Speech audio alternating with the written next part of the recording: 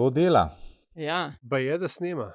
No, to se zdaj bomo lahko malo sprostili, ker ni Andraža, ki nas drugače na kratko drži v teh epizodah. Ja. Bomo zdaj lahko končno daljši od 35 minut, ne? Tako da gospoda kar na polno zdaj, nad se nazaj držati, Antiša. Ja, to, ker danes me ne bo zaustavil, no, res. No, dej.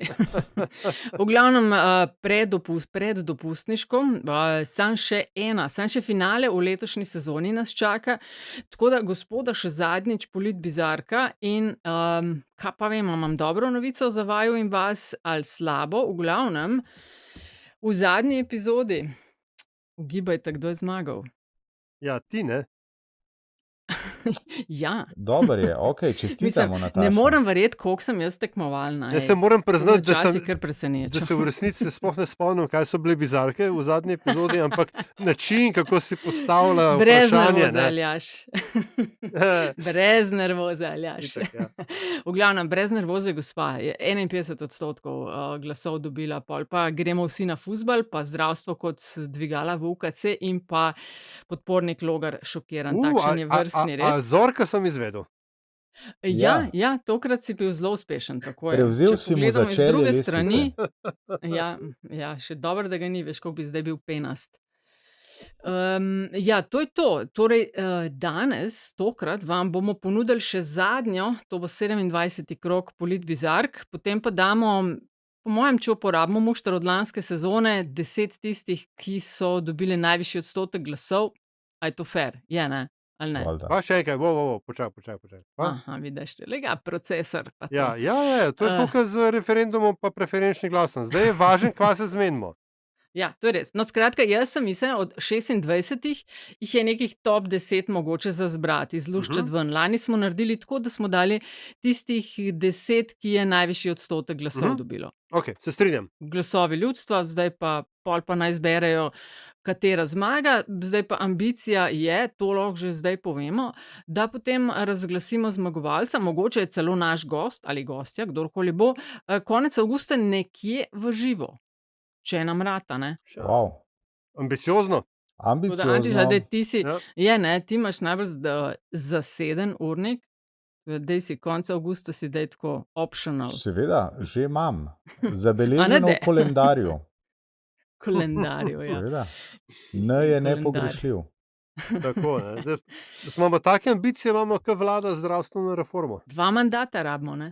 S to razliko, Aljaž, da mi znamo iz tega še kaj narediti, za vlado pa nisem tako zelo prepričan. Ta prav čas za špico, pol pa imamo kar za dela danes, gospoda. Pred nami je častna naloga. Meni je včasih nenavadno, kako novinci v politiki kar naenkrat postanejo sami sebi namen. Moja naloga in dolžnost je, da se oglašam v takšnih situacijah. Mislim, lažje držati za lopato, moram reči. Diskurs, ki ga slišimo danes, je šovinističen. Mogoče si tudi zaradi zahtevnega poslovnika in statuta malo zakompliciramo življenje, ampak kakšni smo? To je LDGD, podcast, ki nikogar ne podcenjuje in ničesar ne jemlje preveč resno. V imenu svojih najbližjih in v Božjem imenu vas pozivam na lov. To so vsi koraki v smeri večjega socializma. Da ne bom jih spet slišala od tebe, Aljaš, ne, ali od koga jih že v vsaki epizodi slišim. To je LDGD, ne, podcast, ki nikogar ne podcenjuje in ničesar ne jemlje preveč resno, še posebej ne politike.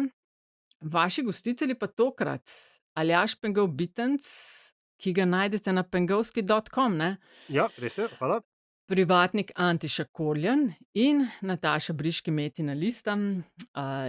Dnevni red te seje, tokratne seje, ki je 160. po vrsti, pa aferi Litijska in afera računalniki v Kevdru ter na vidiku nova interpelacija ministrice Stojmenove Duh in ob tem seveda znotraj koalicijska obračunavanja, surprise, surprise. Mislim, da tudi Aljaž, to tebe zelo srbi, ne, manipulacije okoli poskusa uvedbe preferenčnega glasu, pa kar precej prahu dviguje to samopašništvo v Ljubljani, Janković, Magnifico in Tivoli. Plus, kaj pa vem. Kaj? A sem slišala, da se nam ne zdi zanimivo? Ne, je, mislim, kako bi temu rekel, ne vem, če je to še zanimivo, ne, ker ni ne prvič, nikakor pa verjetno ne tudi zadnjič. Dobro, sam ne moramo biti skokati, da se Trump on skozi laže, pa smo že navajeni. Ne, ne, se laže. strinjam. A veš, treba povedati. Vmes smo praznovali 33 let državnosti. 33 let, Jezusova leta. Tako je. Še kar. To pogledamo, jaz pol tudi eno opombo, ampak o tom potom. Ok, super. Pol pa kar predlagam, da začnemo z ta znotraj koalicijska obračunavanja, ker se zdijo kar na odprtem, Antiša. Notranja revizija pravosodnega ministrstva in pa proračunska revizija računskega sodišča sta pokazali na nepravilnosti in kršitve pri nakupu sodne palače na Litijski. Ex-ministrici Dominiki Švarc Pipan se očita šlampasto vodenje.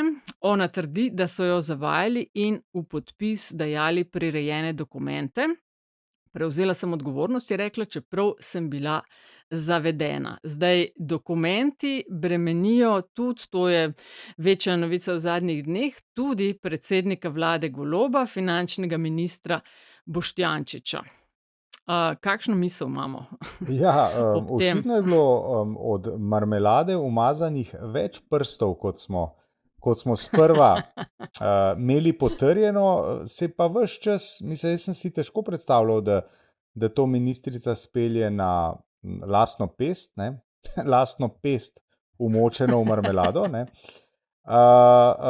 In sem ves čas nekako imel na sumu, da tukaj ni bila edina, ki je to speljala, da so morali to zadevo za 7 milijonov evrov pokriti, da je moral pokriti še kdo, ne? In zdaj se očitno izkazuje, da je bilo tukaj več ljudi. Mislim pa, da je, torej, kot si rekla, ne, predsednik vlade, finančni minister in tako naprej, ne? Tukaj bi jaz bil v bistvu na tej točki pa previden, ne? Ker zdaj pa ne vemo, oziroma tako bom rekel, ne? Že od samega štarta v bistvu vemo, da benemu ne smemo preveč verjeti, ne? Ampak zdaj, ko je pa s prstom pokazano na več ključnih ljudi v tej vladi, pa mislim, da se začne igra zavajanja. Mal na drugem nivoju, ne? Ja, igra zavajanja, laži in spinanja bo šla na en drug nivo. Tako da jaz tukaj verjel pravzaprav ne bi več nikomur, kar je zelo žalostno spričevalo slovenske politike, ampak, glejte, to so izvolili, to ste izvolili, tako da bo pa to seveda vroča politična jesen se nakazuje, no, tako bom rekel, z enim zelo izrabljenim klišejem. Zdaj to poročilo računskega sodišča, Aljaž, še ni sicer dokončno, ne, te ugotovitve, eni in drugi in tretji, seveda nisem kriv, vse je bilo po regalcih. Poskušalo se je, kar smo v naših epizodah že omenili, ko se je vse skupaj dogajalo po zimi, ali pa recimo, ko je bilo najbolj vroče, se spomnim, se je poskušalo škandal obesiti za vrat nižje rangiranim uradnikom, pri čemer je jasno, da ko so v igri takšni milijoni, da so ti kvečemu izvajalci del, nikoli pa masterminds, ki se jih zdaj išče. V koaliciji pa je napeto, imeli so že sestanek, ne, za tesno zaprtimi vrati so se sestali voditelji vladnega trojčka. Vem, da smo govorili o tem že v epizodah, namreč zgrnilo se je na polno po SD-ju in ministrici upravičeno glede na vse, kar je bilo. Ali bo ta plaz šel zdaj mogoče v drugo smer? Volitve so končane, eni so bili malo zinvalidirani glede na dogajanje v zadnjih mesecih in kar se je zgodilo na evropskih volitvah, a bo šlo zdaj mogoče, misliš, v drugo smer, kaj to rušenje? Ne, kako že, tretji Newtonov zakon, vsaka akcija ima svojo protireakcijo in v bistvu smo to že nekako saj nakazali, če ne ravno direktno rekli, z izvolitvijo Matjaža Hana na mesto SD-ja, na mesto predsednika SD-ja, je bilo jasno, da bo ta igra postala še malo bolj umazana, ne? Ker je, mislim, da poleg vsega ostalega, kar se tukaj zdaj dogaja, kar je Antiša tudi že povedal, kaj se ti zdaj opisala, lahko tukaj vidimo tudi element tega, da SD vrača udarec. Zelo enostavno. Ne? To veš, da imaš na eni strani primarno dokument, notranje revizije Ministrstva za pravosodje, ki ga vodi Andreja Katič, ki je bila postavljena na to mesto zato, ker je lojalistka strankarska, za razliko od Dominike Švarc-Pipan, ki je prišla, kot smo večkrat povedali, po desni prihitela, ne, lojalne In če se prav strankarske kadre. spomnimo, mislimo, da Golob z imenovanjem Katič, da je majčkeno bi rajš videl koga drugega. Tako, ne, potem smo imeli seveda še tudi čist direktne komunikacijske in PR-ovske napade Gibanja Svoboda na SD v času pred evropskimi volitvami, da se pač ne bi pretakali glasovi iz SD-ja v GS in tako. Skratka, ta znotraj koalicijska dinamika je postala dosti bolj dvosmerna zdaj, ko gre SD-ju dejansko za nohte. Ne. Pač oni so zdaj malo v kotu, finančno so v stiski, politično so v stiski, ideološko so v stiski, ker ne, spet kdo smo in kam gremo. In pač oni se zdaj dejansko borijo za preživetje. In to, kar gledamo, je pač SD, ki se bori za preživetje in pri tem ne bo uporabila, po mojem, vsa sredstva, ki ji bojo prišla pod roko. Pričemer pa seveda to, kar je Antiša rekel, očitno ne, pač marmelade tukaj mečkam bolj bila razpacana, kot se je na začetku želelo prikazati. Ne prsti, ampak pest v marmeladi. In to se preliva na drugo afero, ki se tudi vleče Oprosti, že par Nataša, mesecev. ampak a ti se zavedaš, da je na tipkovnici E pa R sta ena ob drugi, tako da je lahko simpatičen za tip, ki z tega rata. Ne prst, ampak pest v marmeladi. Ne? Dobra. Lepa opaska, bravo. Ja, samo odvisno zdaj, kakšno, ali imaš tisto kvarti ali kverti, ali kakšne so že te tipkovnice, a ne? A ni tlo malo razlika v postavitvi črk? Je vprašanje kvert z ali pa kvert ti. Ja, tako da E pa R tako. sta vedno skupaj. Ampak sta skrb, ja. Omislite si francosko tipkovnico, pa se pol javlja. Ja, in tipkajte M na mesto vejce. Ja.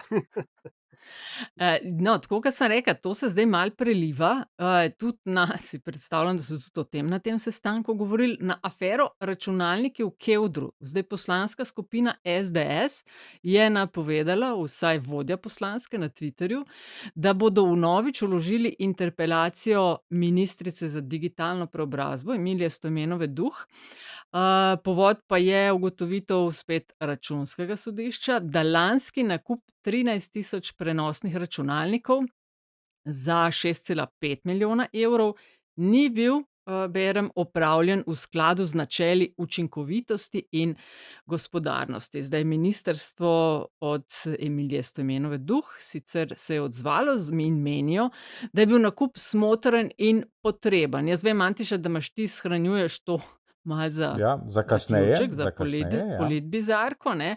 Ampak je to, pišel, kaj bi dala, da bi imeli svojo muhco za temi tesno zaprtimi vrati. Bi bilo, ali pa recimo tam v tistem Kevdru, kot si se izrazila, oziroma skladišču v Logatcu, pa bi videli, kako teh računalnikov nihče ne pride iskat, recimo, ne? Kako se na vratih nabira pajčevina, recimo, ne? In potem bi bili mi tista muha, ki bi se tej pajčevini na vse kriplje izogibali. Ne? Danes je pa v formi.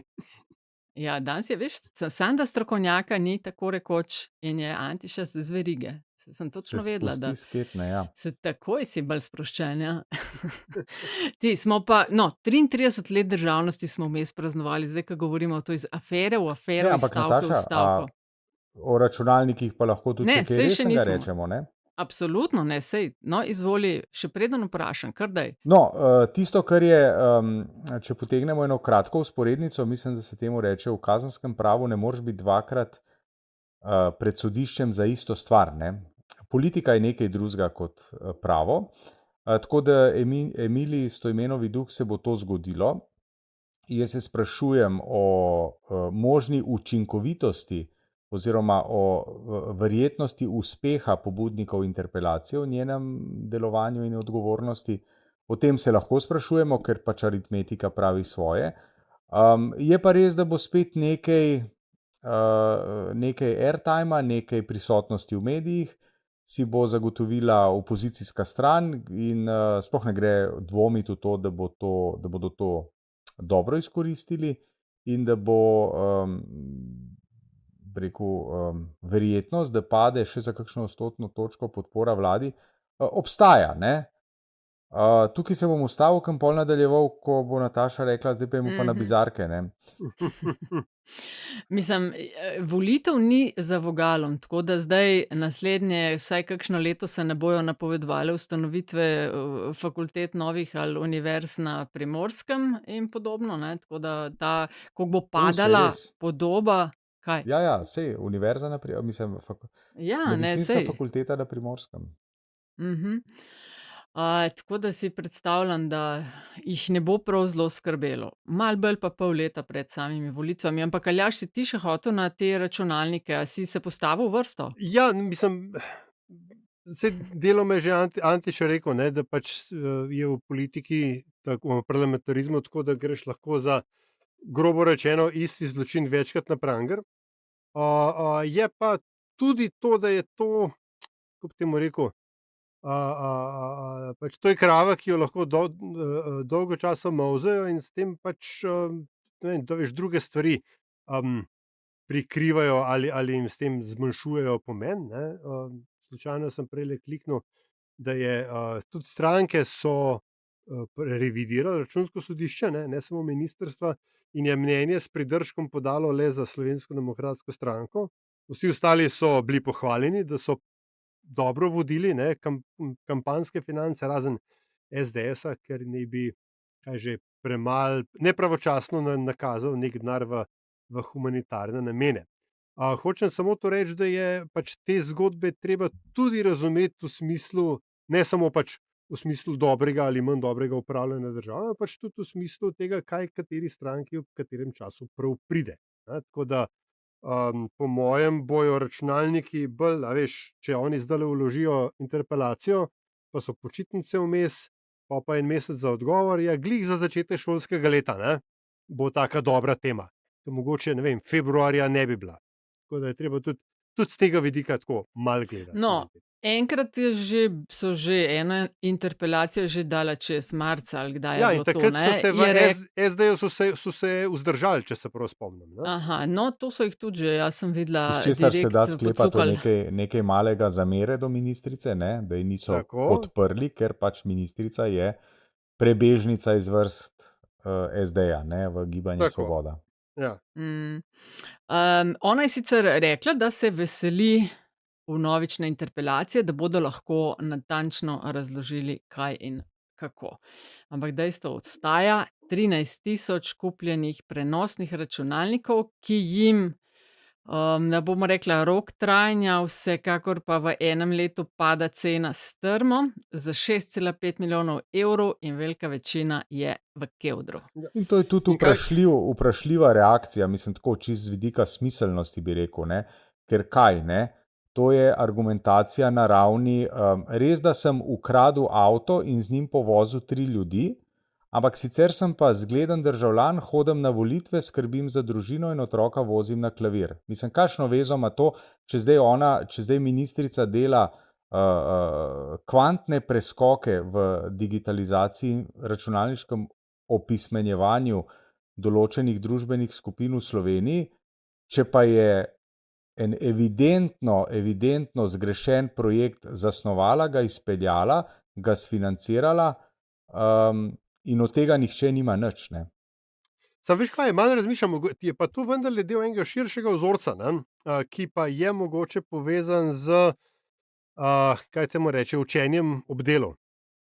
Veš, kaj mi smo imeli, ta vlada imela par projektov v smislu, dajmo zdaj vreči en relativno velik kos keša v eno zelo specifično vprašanje in potem smo vsi šokirani, strava in užas, ko stvar nima pričakovanih učinkov. Tukaj imamo laptope, ki jaz še vedno ne vem točno, zakaj točno smo jih lahko kupovali. To bo, kaj je bilo temu, kaj je bil point tega šola, ne? Jaz si mislim, da če bi na čelu tega ministrstva bil nekdo iz stranke SD ali Levice, že ne bi bil več minister ali ministrica. Jaz sem v to prepričan. Zakaj pa? Misliš, da bi ga stranka zamenjala? Ja. Mislim, da bi tako letel podobno kot je DŠP. Tako.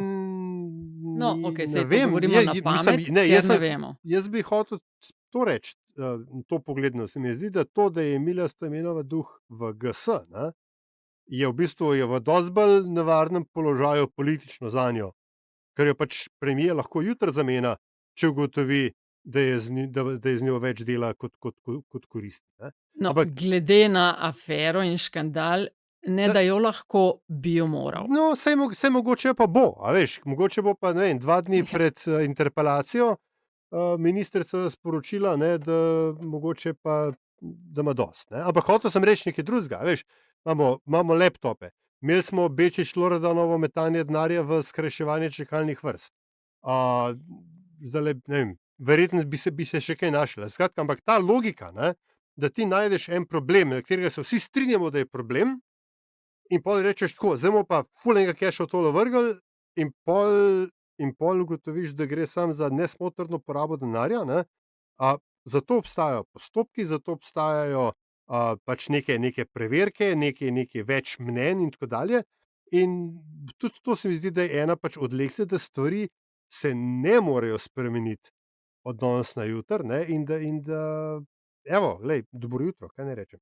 Ja, ampak Aljaž, mi smemo pa kot državljani, pa tudi kot opazovalci družbenega življenja, političnega življenja, smemo zavzeti to idealistično, pa če hočeš, naivno pozo in od politike, zdaj pa ne več novo nastale države, pričakovati, da naredi korak naprej od učenja na delu, ali kako si se izrazil. To je drag špas, to je drag špas in ne. Absolutno, se strinjam. Hočem reči, da to je direktna posledica tega, da se imamo že zadnjih 10 let, ne, z 2 manjšima pavzama, za krmilom ljudi, ki se tega posla priučujejo sproti. Je pa to tudi malo odgovornost volivcev, vendarle, ne, ker se vsakič znova ljudi, ki se malo naučijo, pa se malo umažejo, se jih zavrže in potem išče nove čistorokce, ki imajo pač roke čiste, predvsem zato, ker niso politično nikoli v življenju še nič resnega naredili. Ostajam pri, ne vem, vladi, pa mogoče malo na ta evropski teren, zaradi tega, ker se je seveda začel že dogajati. V prejšnji epizodi smo govorili o tem, da se išče obrambnega ministra. No, zdaj je premier rekel, da do odhoda ministra Šarca v Bruselj, novega evropskega poslanca, tega ne bodo naredili. Jaz bi ob tem samo priporočila, pred dnevi smo na Metini listi objavili izvrstno analizo evropskih volitev z geografskega vidika, ki jo je dr. Jernej Tiran pripravil. In a ste jo brala, sta uspela prebrati? Ja, kar čudovito nekaj je bilo. zelo Jaz imam zacahano, zanimivih. nisem pa jo uspel spričo Ja. okoliščin prebrati. No, tistega, kar zanima, mogoče še malo kakšna globlja analiza samih evropskih volitev in preferenčnih glasov in kako v kakšnem delu Slovenije, kam se je prelivalo in tudi nekaj teorij o tem, zakaj, jo zelo lepo priporočam. Glede obrambnega ministra, evo, to se mi ne zdi presenečenje, kar pomeni do odhoda Šarca v Bruselj, se pravi, da se to na jesen prestavlja, ne? Ali se prestavlja na prvo plenarko, Aljaša, to kaj mogoče veš? A si slišal? Zdaj, prva plenarka je, mislim, da med 16. in 19. julijem. Torej, plenarka, na kjer se imenujejo ali potrdijo poslanci. Zdaj pa... Ja, zdaj pač A je to mišljeno? njemu, se pravi Marjanu Šarcu, bo mandat ministra prenehal v hipu, ko bo njegov mandat evropskega poslanca potrjen. Ne? Zdaj, kdo to potrjuje, v resnici ne vem, a je to nacionalni parlament ali evropski. Bolj pomembno je seveda v tem, da v hipu, ko njemu mandat preneha, ima predsednik vlade 3 mesece, da imenuje novega, oziroma da pač imenuje najprej začasnega in možno, da bo to zdaj on ali pa minister za obrambo v senci. Ne? Skratka, ima potem 3 mesece časa, ali celo 2krat po 3 mesece, da to naredi. In zdaj mene, sad se ja pitam, drugari se drugovi, ali se nam jeseni obeta parlamentarna seja, kjer bo parlament imenoval ne enega, ampak 2 ministra, enega za digitalizacijo in enega za obrambo. Pa da vidimo, mimo grede, a se je kdo vprašal o nekih logističnih okoliščinah prehoda Marjana Šarca s položaja, ki je varovan, ne, na položaj, ki načeloma ni varovan, ampak kolikor jaz vem, so ministri in funkcionarji tudi eno obdobje po prenehanju, nekateri ministri in funkcionarji, ne, po prenehanju njihovih mandatov še vedno varovane osebnosti. Kaj to pomeni v primeru obrambnega ministra Marjana Šarca? Zdaj On je pač kot obrambni minister, oprosti Aljaž, on je seveda danes varovan, ne? Jaz si vendarle ne predstavljam, da potem z datumom nastopa mandata evropskega poslanca ni varovan. A to pomeni, da bo on potem vsaj eno obdobje v Bruselj potoval z varnostnikom ali ne? Jaz mislim, da gre tukaj bolj za možnost, da si pač, da njim to pripada, da pa se lahko temu odpovejo, da ne gre za nek... Okay. Tako, zdaj, malo sem na pamet zelo to rekel, ne, mogoče me kdo popravil, ampak mislim, da je to pač ta stvar, ki se jih lahko odpoveš, da je to a perk, bolj kot ne vem, national security issue. Ne. Antiša, zakaj pa si ne predstavljaš?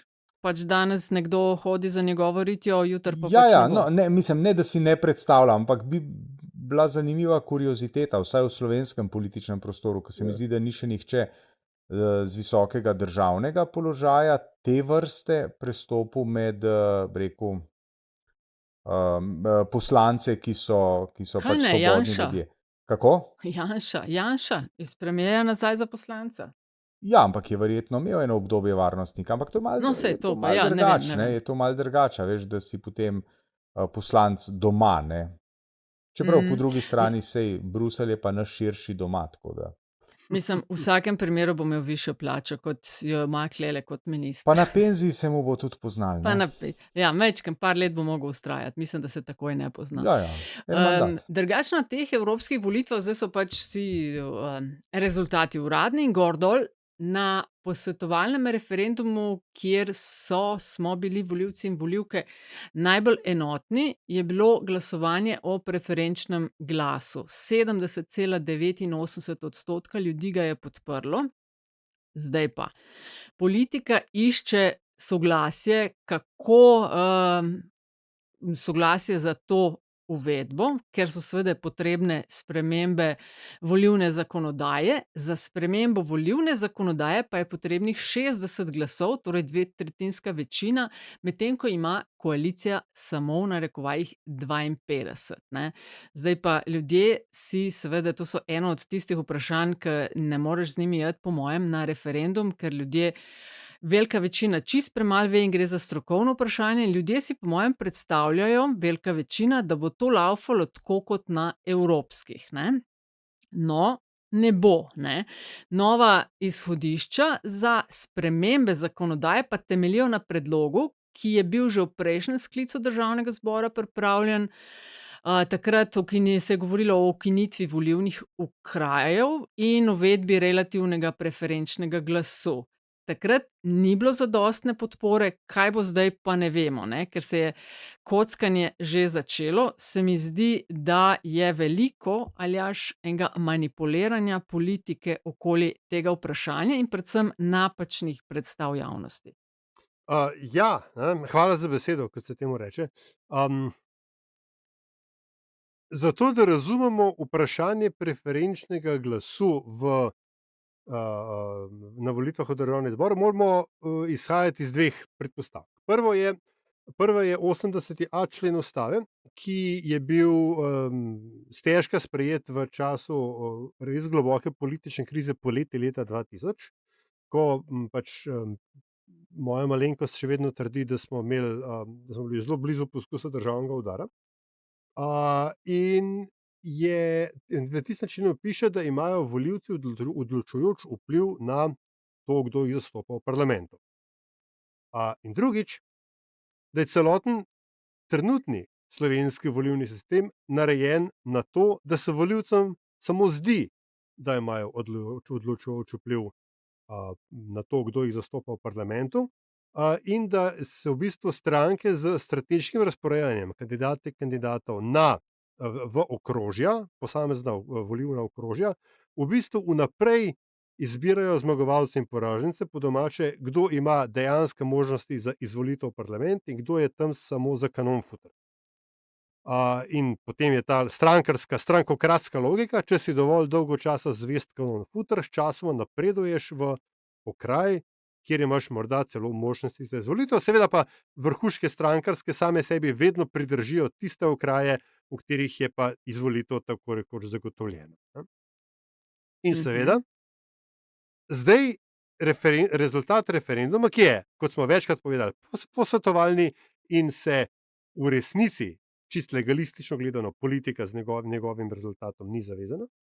In zdaj rezultat referenduma od politike pričakuje, da bo spremenila pravila, ki jih je sama naredila, zato da lahko sama v bistvu dirigira demokracijo in usmerja, če že ne določa, ker to vse naredijo volivci, ampak usmerja rezultat volitev.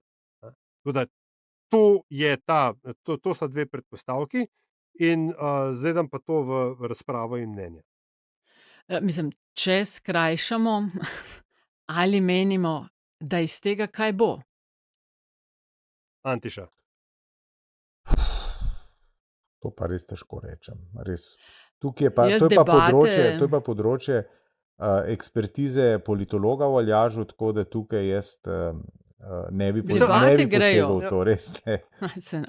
Vrtiček puščaš. Mislim, debate grejo v smeri ukinjanje okrajev, B, večanja števila volilnih enot in C, kakor sem uspela ujeti, razlikovanja med absolutnim in relativnim preferenčnim glasom. To se mi zdijo te tri glavne. Za karkoli sprejeti, pa bom ponovila, je potrebna dvotretjinska večina. NSI po zadnjih izjavah, kar sem ujela, niso tam za vlado, čeprav je premier Golob že rekel, da vidi luč na koncu tunela, oziroma da se mu zdi uresničljivo, če. Ja, mislim, lekcija tukaj seveda je, da tako kot marsikje drugje, mi se lahko strinjamo, da trenutna ureditev ni v redu. Tudi volivci so povedali, da trenutna ureditev ni v redu.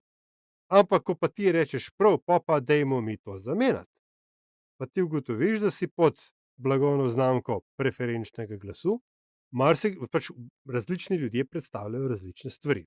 Zdaj pa ti to poroč skupaj. Ne? Ker NSI, oni so se skrili za tezo, da kaj že podeželje ne bo zastopano, zato ker bodo urbani centri potem favorizirali svoje kandidate.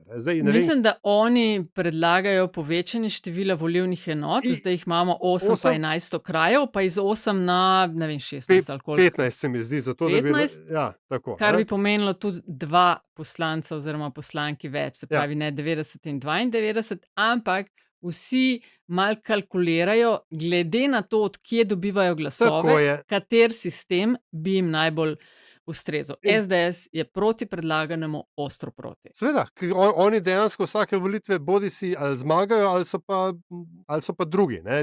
Njim trenutni sistem najbolj ustreza, naštudirali so ga v nulo in verjetno lahko Janez Janša in njegova ekipa vnaprej napovejo za 90% natančnostjo, kdo od njihovih bo izvoljen. Ne? No, jaz mislim, če postavimo piko tej temi, da kar se bo, če se sploh bo kaj zgodilo, ne bo niti približno to, kar si volivci predstavljajo, ko so dali glas za preferenčni. Mislim, tako je, veš, neke hude umetnosti tukaj ni. Vprašanje je samo, ali bo slovenska politika, in kot sem na začetku povedal, imam dvome okoli tega, ne? Ampak ali bo slovenska politika razumela, da je vprašanje, rezultat referenduma, ne da njo zavezuje pravno, ker jo ne, ampak da jo zavezuje politično. Da ima politika že sama po sebi problem z lastno legitimnostjo. In če bo dala politika še naprej vtis, ali pa vedno bolj vtis, da je njen primarni nalog, se pravi njena primarna želja potem, da si napiše pravila igre, in to bo tokrat delala pred očmi celotne nacije, si bo napisala pravila igre, ki bodo ustrezala njej in ne osnovnemu principu, da imajo ljudje vpliv na to, kdo njih zastopa, potem si tudi s to korekcijo volilnega sistema ne bo povečala kredibilnosti. Jaz bom sem tako rekla, Aljaž, celotno nacijo boli za to, kaj bo s tem. A veš, jaz se pa ne strinjam, ker če bi celotno nacijo bolil, potem sistem pol ne bi šli na referendume, ne bi šli na volitve, ne bi imeli zgodovinsko visoko volilno udeležbo leta 2022. Skratka, nacije ne boli. Absolutno boli v smislu, da tega, kar praviš pred očmi celotne države, tega ne bo spremljal nihče. Sam pol bomo pizdili ali pa ne pizdili, glede na to, kaj se bo zgodilo. In še nekaj, ena drobna opomba našim kolegom v nacionalnih medijih, je razlika med dvotretjinsko in ustavno večino. Za spremembo volilnega zakona rabiš v narekovajih zgolj dvotretjinsko, ustavna večina pomeni pa 2/3 na odboru, pa 2/3 v prvem delu, pa 2/3 v drugem delu razprave. Skratka, Lej, Antišo sva že izgubila. Nista, jaz zanimam. Antiša dela zapiske, ki ve, da bo to na izpitu. Jaz z zanimanjem poslušam in razmišljam, kako je Aljaž kot otrok kakšne stvari doma poslušal. Dejta vidva zdaj meni Ljubljančana povedati to, lej, Janković Magnifico Tivoli. Tivoli zavajal kot Ljubljančan, je to tako, Deep Park. Ali bil kjer drug? Kodeljevo. Pa ne Kodeljevo? A, res? Ja, jaz sem tam, za oba? Ja, jaz sem tam bliz že kot otrok, so me strici čuvali, ne, kot res otroka in sem tam pač neki. Zame pa Koseški bajer. No, sej, potem sem pa živel od enega 8. leta naprej tam v bližini in Kodeljevo je meni res zelo, zelo, zelo ljub in lep ljubljanski park. Mi je pa Tivoli tudi všeč, ampak ker vem, kaj boš vprašala, Nataša. Ne veš, kaj boš vprašala, ker še ta moment tudi jaz ne. Aha, ok. Ne vem, ampak tema pač vemo, kaj je. Že se zdaj par mesecev bongamo okrog načrtovanega koncerta ob 30-letnici delovanja ali nekaj takšnega, bi Magnifico želel imeti sred Tivolija koncert. Zdaj Zavod za varstvo, ne vem, kulturne dediščine narave, več njih tudi, je prižgalo rdečo luč zaradi obremenjenosti tamkajšnjega življa in rastlinja in župan je poskušal na par načinov, nazadnje tako, kot smo od njega navajeni zadnja leta. In to je zdaj njegov 5. mandat. 5. mandat so s tem Ljubljančani prižgali zeleno luč. Ja, hočemo, da si naš župan. No, on je zdaj vzel na tem primeru v svoje roke zbobnov večino, ki jo ima v svetu, da so določili območja znotraj Tivolija, kjer naj bi koncerti vendarle bili dovoljeni. Jaz zdaj od Magnifica sicer v zadnjih dneh, tednih nisem zasledila kakšnih odzivov. Veliko je tega, da glede na dogajanje bi lahko že sam rekel, ok, dost bom pa pri Pečečniku štadion Bežigrad to imel. Imate kakšno misel okoli tega? No? Kolikor jih češ? No, dej, ajde. No, sej večino tisti poslušalke in poslušalci, ki spremljajo recimo Twitter, so vse modrosti na tem svetu na to temo že slišali, se bojim, ne. Meni se zdi tako, ta hrošč, ne vem, kako že se mu reče, ne, se mi zdi, da je bil živ in med nami in mi z njim živeli tudi v času, recimo tega kakšnih 15 let, ko je imel Umek svoje velike partije v Tivoliju, v času, ko so bili organizirani, zdaj, kar si upam reči, tradicionalni DM-teki v Tivoliju, zadnji je bil mogoče en mesec nazaj ali kaj podobnega, ne. Tisto, kar se mi pa glede na to, da smo podcast, ki politično pretresa politično dogajanje, utrinja, ne, tista misel je pa, Zoran Janković se mi zdi, da je na tej točki zamudil priložnost ne ukrepati, če veste, kaj hočem reči. Če on želi biti še naprej župan Ljubljane, potem bi bilo dobro, če se tukaj ne bi vpletel, oziroma če se ne bi vpletel na način, na kakršnega se je. Ta način, po mojem trdnem prepričanju, ni bil na mestu, bil je preveč, kot se rado reče, in bom zato uporabil to besedo šerifovski, to je stvar, ki bi jo morali prepustiti pač, če hočete tudi strankama v postopku, da tako rečem, se pravi na eni strani Domu Svobode z Magnifikom in Igorjem Marihom, na drugi strani pa Zavodu za varstvo narave ali nečesa podobnega. Mislim, da je institucija se tako imenuje. Tako da, Zavod za varstvo narave. Zavod za varstvo narave, ja.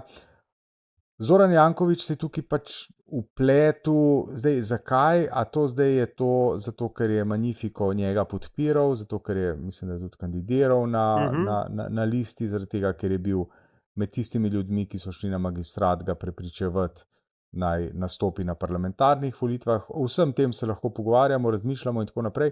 Ampak jaz mislim, da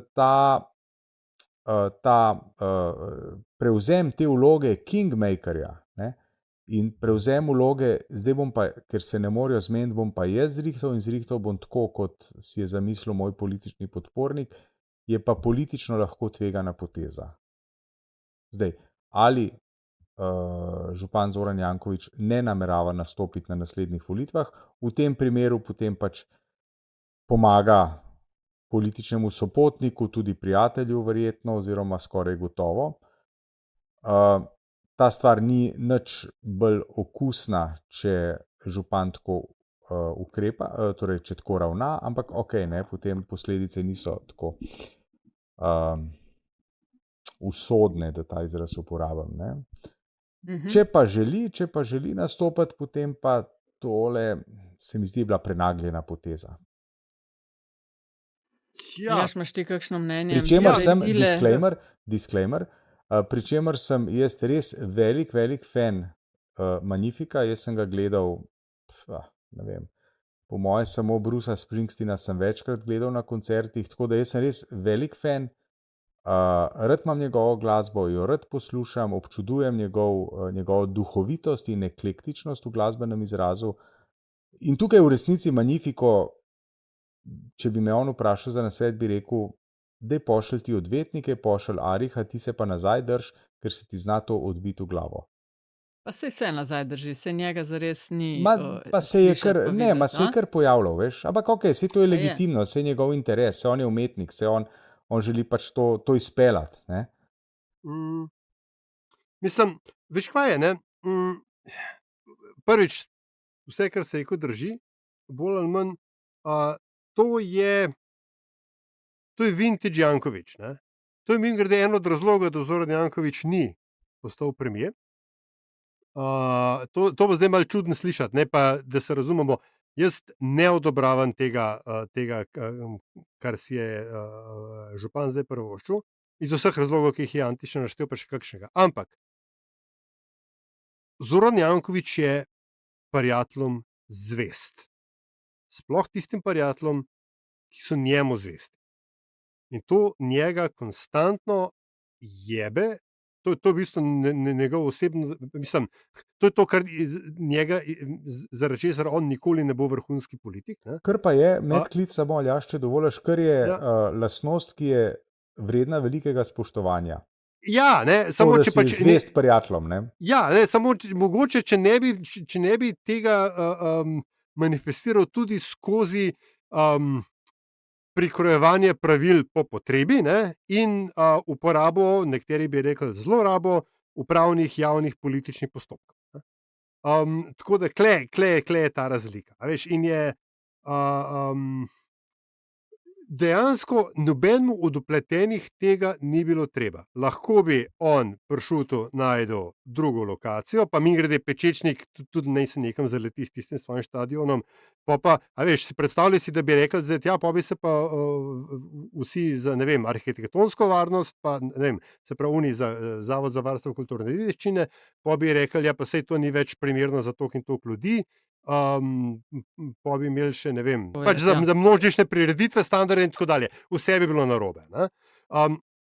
Hočem reči samo to, če bi ljudje majčkeno manj reagirali ihtavo, ne, in v ljubljanski politiki je veliko tega ihtavega reagiranja, potem bi vsa ta stvar bila mogoče vredna polovice dneva ene medijske pozornosti. Mimogrede, zato da pa pripeljamo stvar do celega cel krog. Ne. Če smo mi začeli z SD-jem, lahko tudi tukaj končamo z SD-jem. Če so informacije pravilne, je bil eden od ključnih glasov v ljubljanskem mestnem svetu, ki je zagotovil večino za spremembo mestnega odloka o teh varovanih območjih. Plav Kremen Žibert, zdaj že odstopljeni generalni sekretar SD-ja, ki ne bi bil ključna oseba v tej zgodbi z stavbo na Litijski, ki je potem tudi zelo koalicijsko zvesto glasoval za, ker pač je to način, kako se politika dela v tej državi. Mislim, da ni bil on dovolj, da je šlo še za eno svetnico, tudi sicer iz vrst SD-ja, če se referiraš na tisto serijo tweetov, ki jih je Jasmin iz Piratske stranke, ki je v svetu, če o tem govorimo. Ja, ampak vsekakor mislim, že to, da se Žibert pojavil vmes v tej zgodbi, pač poetika par excellence.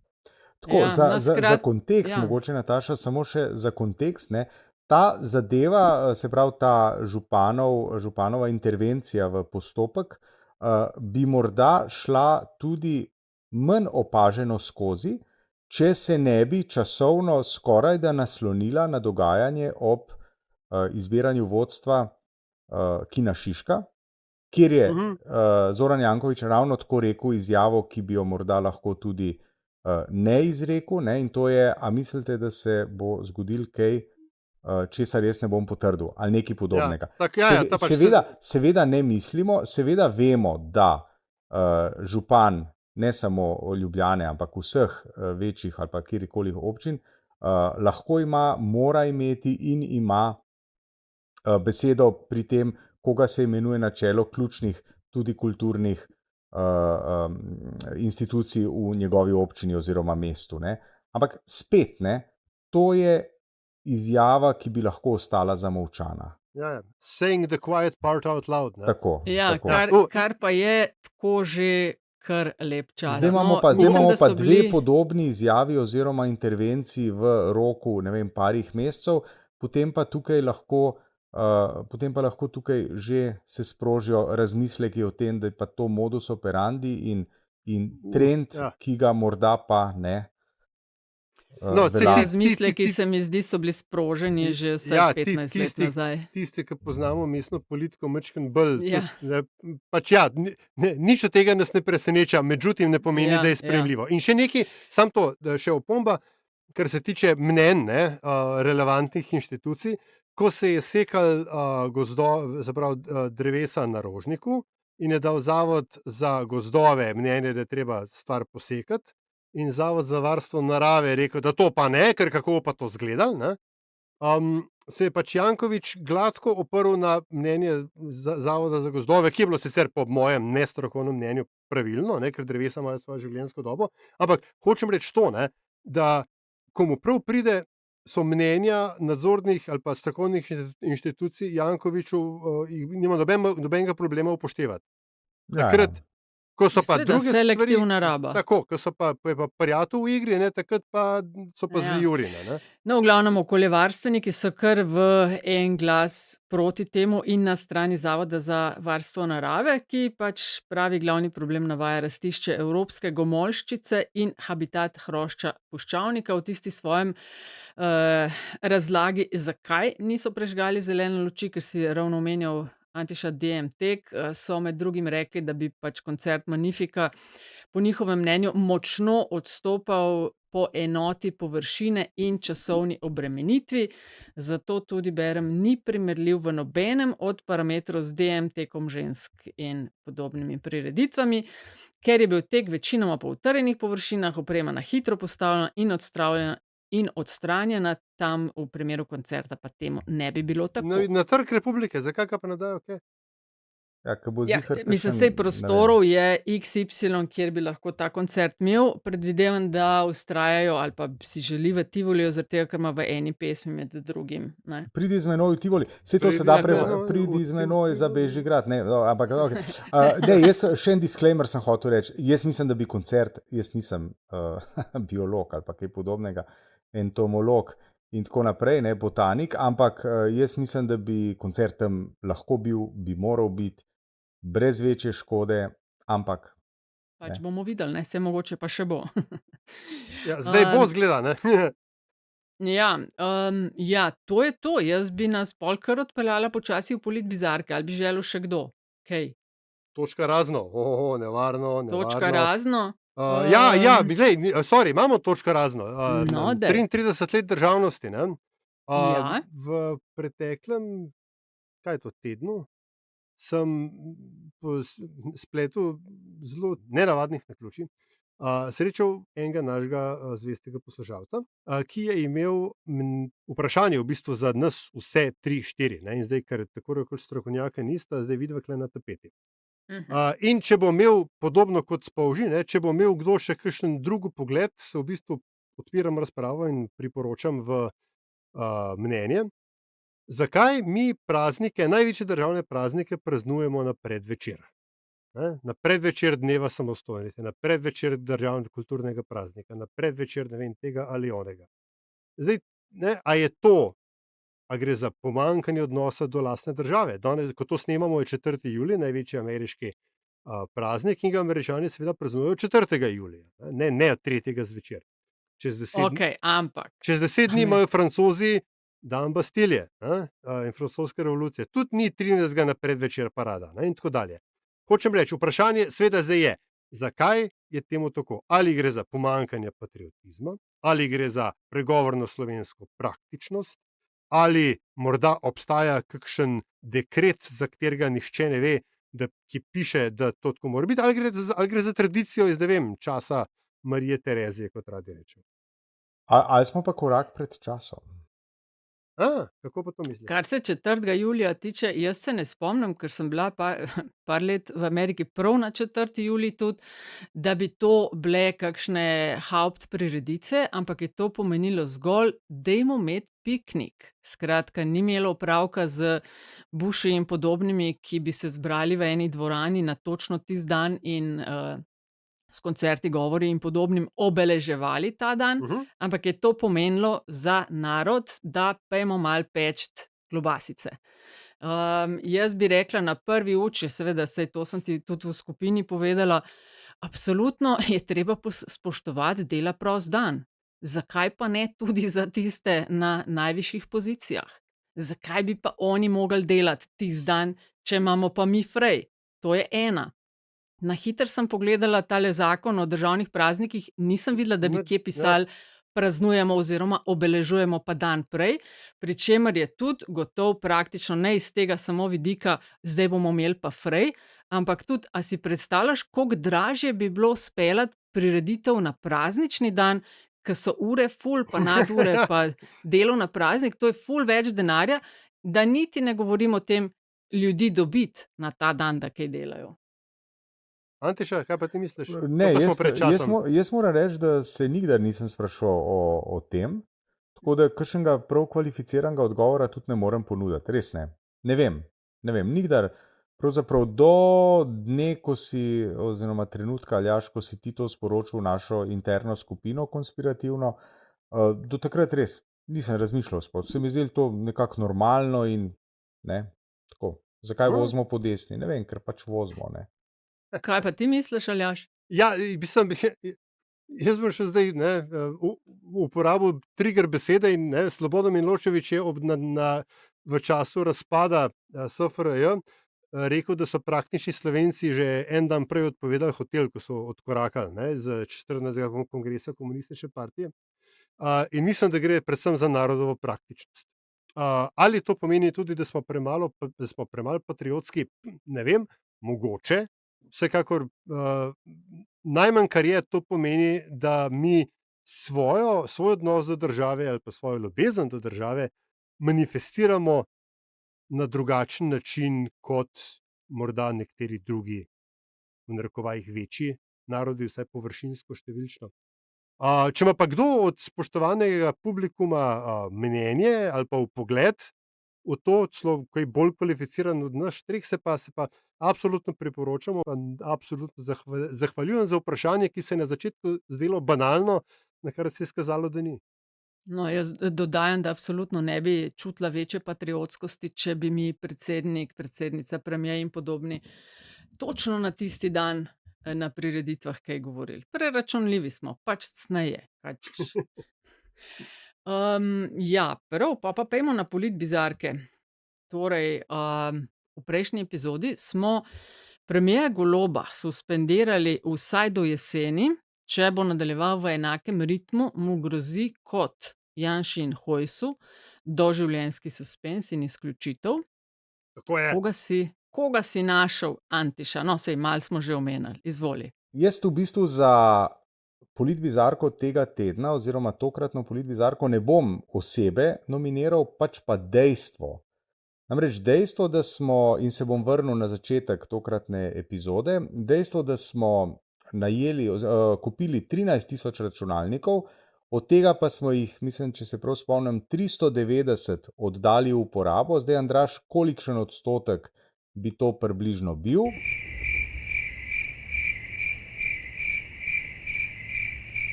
No, se pravi, črički škržati, ne? In kljub temu dejstvu, da je zanimanje za te računalnike praktično nično, da je Emilija Stojmenova Duh še vedno ministrica. Ta stvar ni, da je bizarna, ta stvar je nadbizarna. Aljaž?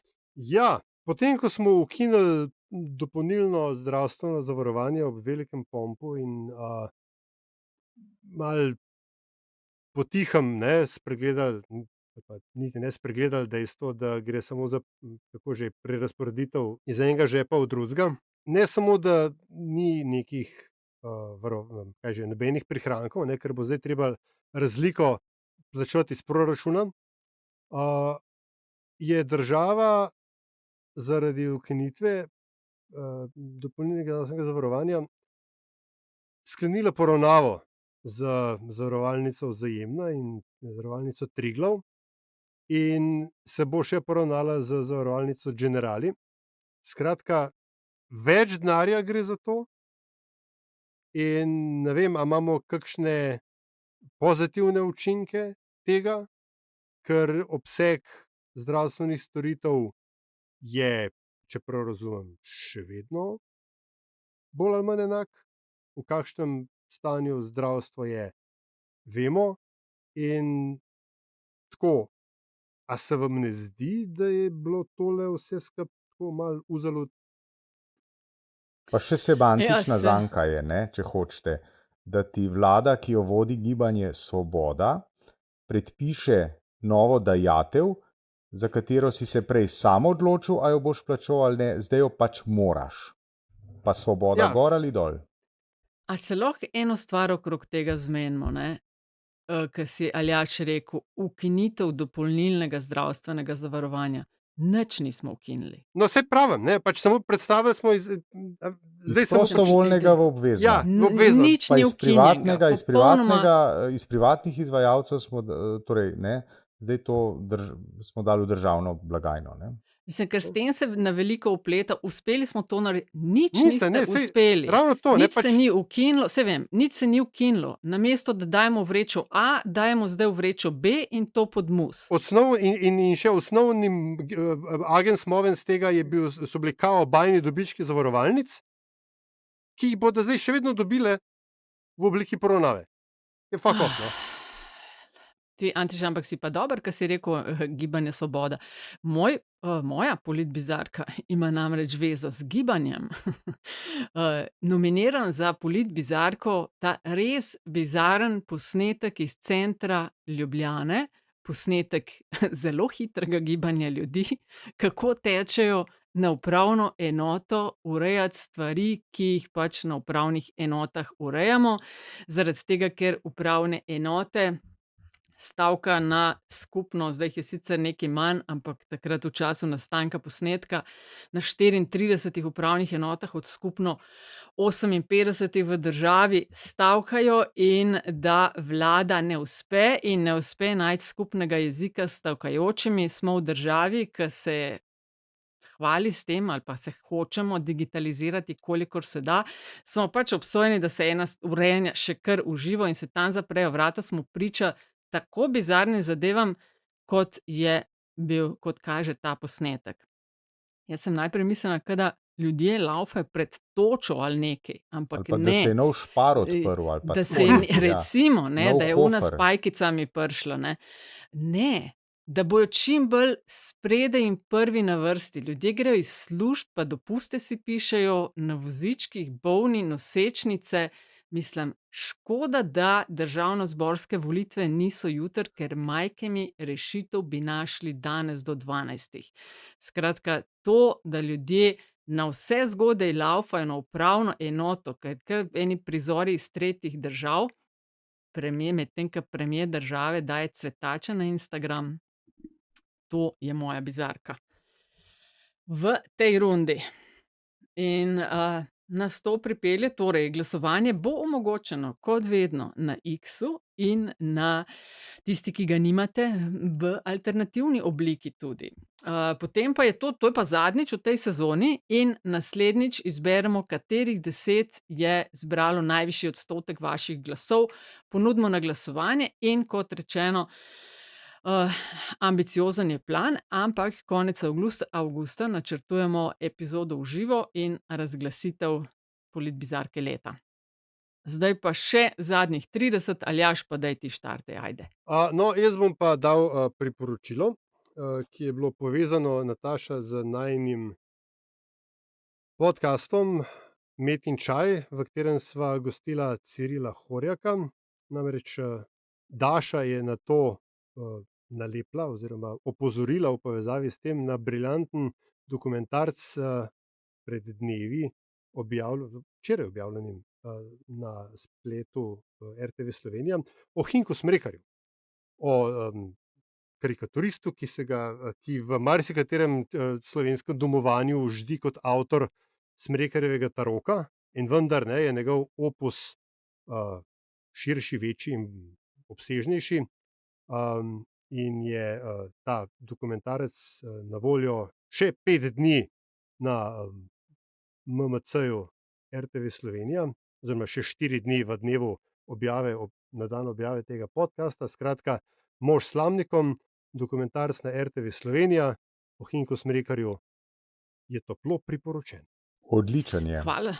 Hvala za tole, ja.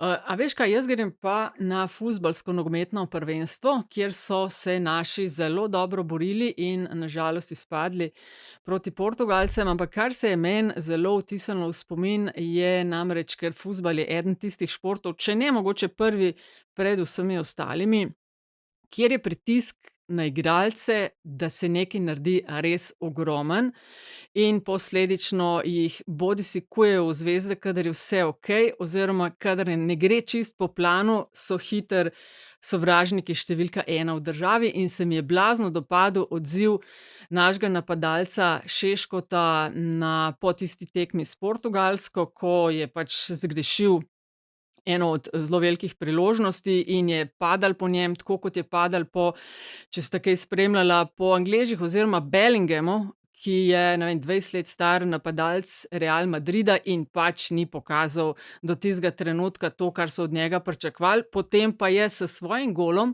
pripeljal Anglijo naprej in to proslavljal na način, ko se ga mogoče označili za neprimernega, ampak si lahko predstavljam ta pritisk, ki ga čutijo te mladi. In Šeško se je na tisto pač zamujeno priložnost, se mi zdi, odzval z enim sporočilom, ki je lahko primerno za različne priložnosti, in sicer je rekel: neuspeh je samo takrat, ko padeš in ostaneš na tleh. Ta ne pride v poštev, ko imamo vašo neomajno podporo, vrnili se bomo in bomo še močnejši po tej boleči izkušnji. Torej, model 21 let. Neuspeh je samo takrat, ko padeš in ostaneš na tleh. To se mi zdi eno super sporočilo, ki se ga velja držati v življenju. In smo pri zaključku. Ampak če smem še jaz nekaj povedati, no, Izvoli. na temo zadnjih 30, ker namreč še nisem dobil besede. Povej. Otoček sredi jezera, so me poučili, je pesem ansambla bratov Avsenik. Tega namreč do pred kratkim nisem vedel, dokler nisem dobil v roke knjige, romana, ki ga je napisal moj in tudi tvoj, Nataša, nekdanji sodelavec Tomi Gračanin. gre pa za zabaven roman, ki v bistvu slovensko pop glasbeno sceno obrne na glavo. Vemo, Dalmacija v slovenskem srcu, dalmatinski melos, rimsko-grški ritmi in tako naprej, ne? Gračo je stvari obrnil. Gračo je napisal roman o prebivalcu nekega dalmatinskega otoka, ki je velik oboževalec slovenske narodno-zabavne glasbe.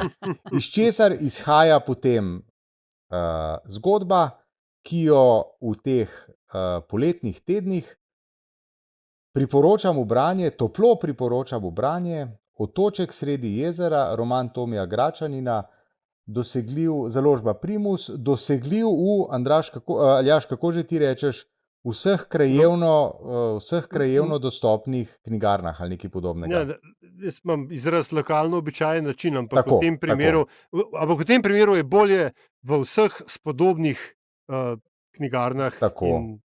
obratih. In na spletu, verjetno. Tudi na spletu, tako je. Ja, Toplo super. priporočam. Povezave do vsega naštetega in povedanega bo v zapiskih epizode. Hvala lepa, da ste bili z nami. Naslednjič torej zadnja epizoda v letošnji sezoni.